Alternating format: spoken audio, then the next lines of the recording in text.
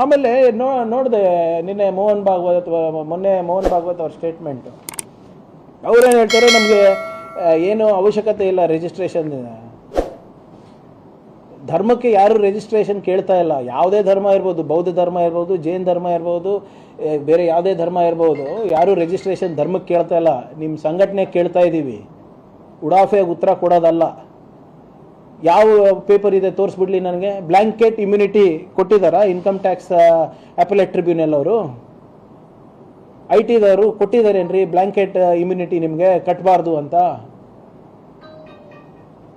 ಕೊಟ್ಟಿದ್ರು ಯಾವ ಅಡಿನಲ್ಲಿ ಕೊಟ್ಟಿದ್ದಾರೆ ಕೊಡಿ, ನಮಗೆ ಪರಿಶೀಲನೆ ಮಾಡ್ತೀವಿ ನಾವು. ನೋಡಿ, this is becoming a mockery of the constitution, mockery of the law. ಆದ್ದರಿಂದ ನನ್ನ ಪತ್ರ ಭಾಳ ಸ್ಪೆಸಿಫಿಕ್ ಆಗಿದೆ. ಇವರೇನು 100 ವರ್ಷ ಇವರು ಆಚರಣೆ ಮಾಡ್ತಾ ಇದ್ದಾರೆ, ಸ್ವಲ್ಪ ಗೌರವಿತವಾಗಿ ಸಂವಿಧಾನಕ್ಕೆ ಮತ್ತು ಕಾನೂನಿಗೆ ಗೌರವ ಕೊಟ್ಟು ಮಾಡಲಿ ಅಂತ ಅಷ್ಟೇ. ನಾನು ಅವರ ಆಚರಣೆಗೆ ಅಡ್ಡಿಪಡಿಸೋನಲ್ಲ.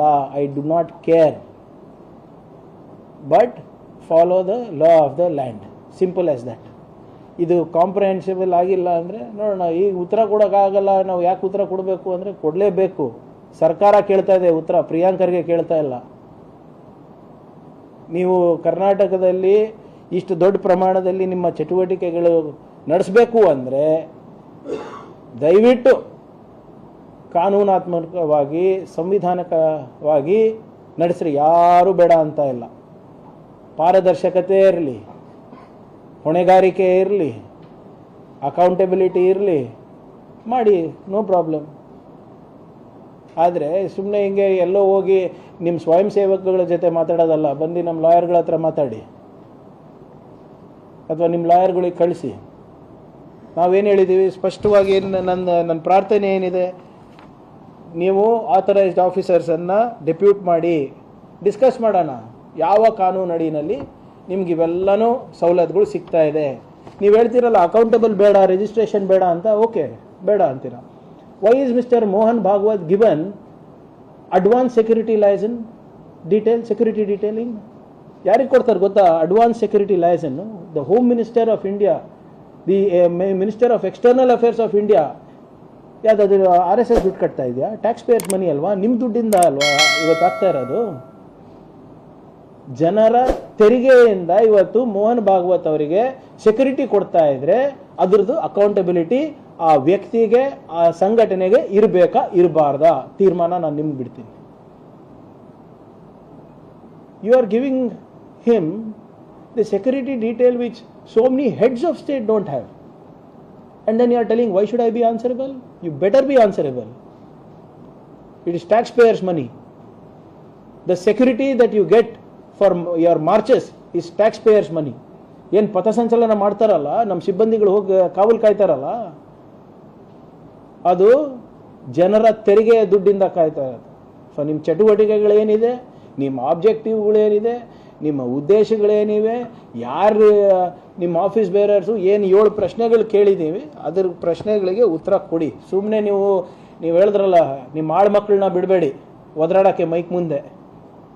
ನನ್ನ ಬಾಯಿ ಮುಚ್ಚಿಸ್ಬೇಕು ಅಂತ ಇದ್ದೀರಲ್ಲ, ಬಾಯಿ ಮುಚ್ಚಿ ಅಂತ BJP ಅವ್ರು ಹೇಳ್ತಾ ಇದ್ದಾರಲ್ಲ, ದಾಖಲೆ ಕೊಟ್ಬಿಡಿ ಅಪ್ಪ, ಬಾಯಿ ಆಟೋಮೆಟಿಕ್ ಆಗಿ ಮುಚ್ಚಿ ಹೋಗ್ತದೆ. ನೀವು ದಾಖಲೆಗಳು ಕೊಡಲ್ಲ, ಸುಮ್ಮನೆ ಬಂದು ಉಡಾಫಿಯಾಗಿ ಮಾತಾಡಿದ್ರೆ ಅದೆಲ್ಲನೂ ನಾವು ಸ್ವೀಕಾರ ಮಾಡೋಕ್ಕಾಗ್ತದೇನ್ರಿ? Be practical, be legal, show me the documents.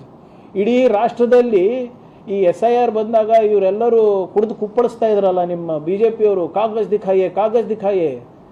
ಈಗ ನಾವು ಕೇಳ್ತಾ ಇದ್ರೆ ಆಪ್ಗಾ ಕಾಗಜ್ ದಿಖಾಯೆ ಅಂದರೆ ಇವ್ರಿಗೆ ಪ್ರಾಬ್ಲಮ್ ಆಗಿದೆಯಾ? ಎಲ್ಲರಿಗೂ ಅವ್ರವ್ರ ಪ್ರಮಾಣ ಪತ್ರ ತೋರಿಸಿ ಅಂತ ಇದ್ರು. ನಿಮ್ಮ ಪ್ರಮಾಣ ಪತ್ರ ತೋರಿಸಿಯಪ್ಪ ಅಂದ ತಕ್ಷಣ ನಾವು ಯಾಕೆ ತೋರಿಸ್ಬೇಕು? ಇದು 100 ವರ್ಷದ ಹಿಂದಿನ ಸಂಸ್ಥೆ. ಹಾಗಂದ್ರೆ ಕಾಂಗ್ರೆಸ್ ಪಾರ್ಟಿ 140 ವರ್ಷ ಆಗ್ತಾ ಇದೆ ಅಂದರೆ ನಾವು ಟ್ಯಾಕ್ಸ್ ಕಟ್ಟೋದು ಬೇಡವಾ? ನೀವು ಐ ಡೋಂಟ್ ಅಂಡರ್ಸ್ಟ್ಯಾಂಡ್. ಇವ್ರೇನು ಹೇಳ್ತಾ ಇದ್ದಾರೆ, ಇವರು ನಾವು 100 ವರ್ಷದಿಂದ ಇದ್ದೀವಿ ಅಂತ. ನೀವು ಧಾರ್ಮಿಕ ಸಂಸ್ಥೆ ಏನ್ರಿ? ಹೇಗೆ ಪಾಕಿಸ್ತಾನ ಜೊತೆ ನೀವು ನೆಂಟು ಬೆಳೆಸ್ಕೋಬೇಕು ಅಂತ ಹೇಳ್ತೀರಾ? ದೇಶದ ಆರ್ಥಿಕ ಪರಿಸ್ಥಿತಿ ಬಗ್ಗೆ ನಿಮಗೆ ಒಪಿನಿಯನ್ ಇದೆ, ಹಾರ್ಮೂಸ್ ಬಗ್ಗೆ ನಿಮ್ಗೆ ಒಪಿನಿಯನ್ ಇದೆ, ವಿದೇಶ ನೀತಿ ಬಗ್ಗೆ ನಿಮ್ದು ಒಪಿನಿಯನ್ ಇದೆ, ಸಂವಿಧಾನದ ಬಗ್ಗೆ ನಿಮಗೆ ಒಪಿನಿಯನ್ ಇದೆ, BJP ನ್ಯಾಷನಲ್ ಪ್ರೆಸಿಡೆಂಟ್ ಯಾರಾಗಬೇಕು ಅಂದ್ಬಿಟ್ಟು ನಿಮ್ಮ ಒಪಿನಿಯನ್ ಇದೆ? BJP ಅವ್ರ ಜೊತೆ ಕೂತ್ಕೊಂಡು ನೀವು ದಿನ ಚಾಯ್ ಪೇ ಚರ್ಚೆ ಮಾಡ್ತೀರಾ? ನಾವು ಪೊಲಿಟಿಕಲ್ ಅಲ್ಲ ಅಂತೀರಾ? ಯಾರಿಗ್ರಿ ನೀವು ಹೇಳ್ತಾ ಇರೋದು, ಮೋಸ ಮಾಡ್ತಾ ಇರೋದು ನೀವು? ಆದ್ದರಿಂದ ಭಾಳ ಸರಳವಾದಂಥ ಪ್ರಶ್ನೆಗಳು ಕೇಳಿದ್ದೀನಿ, ಅದಕ್ಕೆ ಉತ್ತರ ಇವತ್ತಿಲ್ಲ ನಾಳೆ ಕೊಡ್ತಾರೆ ಅಂತ ಭಾವಿಸ್ತಾ ಇದ್ದೀನಿ. ಕೊಟ್ಟಿಲ್ಲ ಅಂದರೆ ನೋಡೋಣ. ಏನಿದ್ರು ಕೂಡ ನಾವು ಕಾನೂನನ್ನು ಮೀರಿ, ಸಂವಿಧಾನವನ್ನು ಮೀರಿ ನಾವು ಮಾಡಲಿಕ್ಕೆ ಸಾಧ್ಯ ಆಗೋದಿಲ್ಲ. ಧನ್ಯವಾದಗಳು. ನೋಡೋಣ, ಫಸ್ಟ್ ಕೊಡಲಿ. ನೀವು ಯಾಕೆ ನೀವು ನೋಡ್ರಿ, be optimist sir, very being pessimist. ನೀವು ಹಲವಾರು ಕೇಂದ್ರ ಸರ್ಕಾರದಿಂದ ಇರ್ಬೋದು, ರಾಜ್ಯ ಸರ್ಕಾರದಿಂದ ಈ ಹಿಂದೆನೂ ಕಾಂಗ್ರೆಸ್ ಸರ್ಕಾರ ಮಾಡಿದೆ ಕರ್ನಾಟಕದಲ್ಲಿ, ಇಲ್ಲಿವರೆಗೂ ಇಂಥದ್ದು ಕೇಳಿಲ್ಲ. ಹಾಗಾಗಿ ನೀವು ಕೇಳಿದ್ರಿ, ಕೊಟ್ಟಿಲ್ಲ ಅಂದ್ರೆ ಏನು ಅನ್ನೋದಾದ್ರು ಲಾ ಏನ್ ಮಾಡುತ್ತೆ ಅನ್ನೋದಾದ್ರು ಹೇಳ್ಬೇಕು. I will tell. ಈಗ where have they told they will not give me? ಈಗ ಇಲ್ಲಿ ತನಕ ಪತ್ರ ಇಲ್ಲ ಸಿ ಟಿಲ್ ನಾವು ಒಫಿಷಿಯಲಿ ಕೇಳಿರಲಿಲ್ಲ, ಈಗ ಒಫಿಷಿಯಲಿ ಕೇಳಿದ್ದೀನಿ. Let them reply. I am an optimist.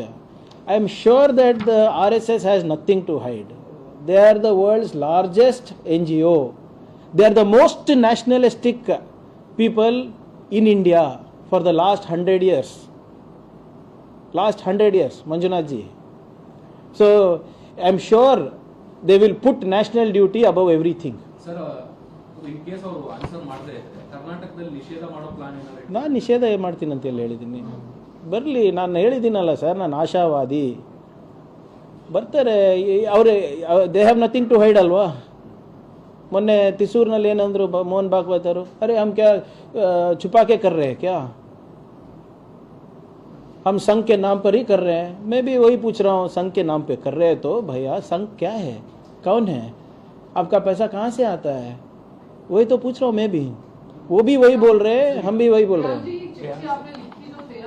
अचानक से मतलब ये संघ की आप नीति पर पूछ रहे हैं? नहीं, मेरा उनका नाता पुराना है. आज अभी होम मिनिस्टर बना हो ना, एक हफ्ते पहले, जो पहले पूछ रहा था, तो अभी ऑफिशियली पूछ रहा हूँ. मगर सर, जिस तरीके से मोहन भागवत ने जवाब दिया कि he is not, no kindly, no 1 second sir, 1 second. Mr. Mohan Bhagwat has not replied to this letter. उनका जो उत्तर था तिसूर में था जून 13th को, और मेरा letter of course it is on 13th June but released yesterday, dispatched yesterday on June 15th. Their argument is कि 1960 में हमने ये दे दिया है भारत के Show me. अपना जो उनका पार्टी आरएसएस का कॉन्स्टिट्यूशन है वो सबमिटेड है भारत सरकार के साथ. 100 साल से वो काम कर रहे हैं और उनको कोई गवर्नमेंट से नहीं, वही मिलता है, इसलिए उन्हें रजिस्ट्रेशन. अच्छा भाई, गवर्नमेंट से साथ कोई नाता नहीं है उनका, ना गवर्नमेंट से कुछ डोनेशन लेते हैं.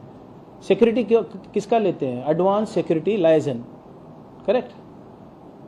वो जो ASL बताते हैं सिक्योरिटी का, वो किनको देते हैं हिंदुस्तान में? गृह मंत्री को, मिनिस्टर ऑफ एक्सटर्नल अफेयर्स देते हैं. और वो किसके पैसे से देते हैं? टैक्स पेयर्स मनी ना.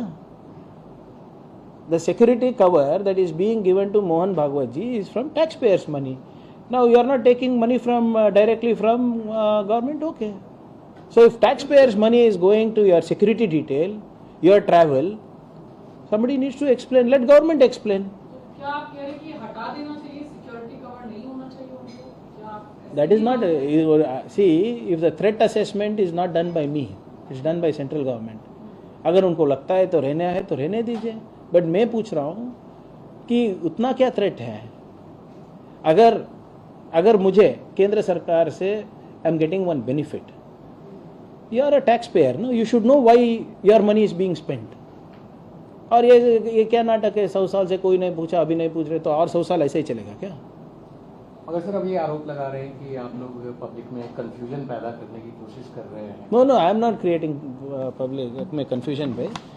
ये इनका लेटर है, ये इनका रिपोर्ट है. कौन सा है? अखिल भारतीय प्रतिनिधि सभा. उनका कहना है कि हम कर्नाटका में 20 लाख लोग जमा करते हैं, 20 लाख लोग जमा करते हैं. और मैं कर्नाटका का गृह मंत्री हूँ.